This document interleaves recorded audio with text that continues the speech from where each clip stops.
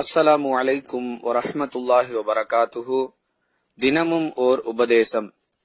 சொர்க்கத்தில் 100 படித்தரங்கள் உள்ளன.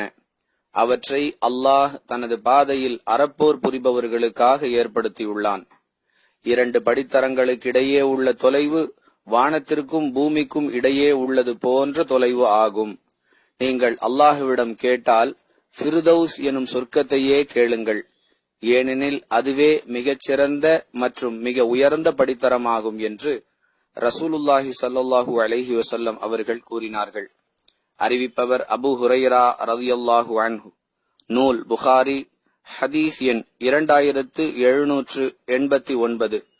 அன்பிற்குரிய அல்லாஹுவின் நல்லடியார்களே, அல்லாஹுவின் பாதையில் அறப்போர் புரிபவர்களுக்கு அல்லாஹுவிடம் இருக்கக்கூடிய கூலியை விட உயர்ந்த கூலி வேறு எதுவும் இல்லை என்ற கருத்தை பல ஹதீசுகளின் வாயிலாக நாம் அறிந்து வைத்திருக்கிறோம்.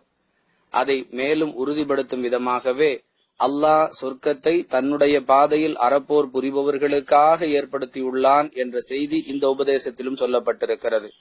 வேறு பல நல்ல காரியங்களுக்காக அல்லாஹ்விடத்தில் கூலி கிடைக்கும் என்றிருந்தாலும் அவனுடைய மார்க்கத்தை நிலைநிறுத்துவதற்காக அவனுடைய பாதையில் போராடுபவர்களுக்குரிய கூலி மிக உயர்ந்தது என்பதையும் இந்த ஹதீஸிலிருந்து நாம் விளங்கிக் கொள்கிறோம். கூடுதலாக பெருமானார் ஸல்லல்லாஹு அலைஹி வஸல்லம் அவர்கள் கூறக்கூடிய வழிகாட்டுதல் என்னவென்றால், நீங்கள் அல்லாஹ்விடம் சொர்க்கத்தை கேட்டால் மிக உயர்ந்த மிகச் சிறந்த சொர்க்கமாகிய ஃபிர்தௌஸை கேளுங்கள் என்பதையும் நமக்கு வழிகாட்டுதலாக வழங்கி இருக்கிறார்கள்.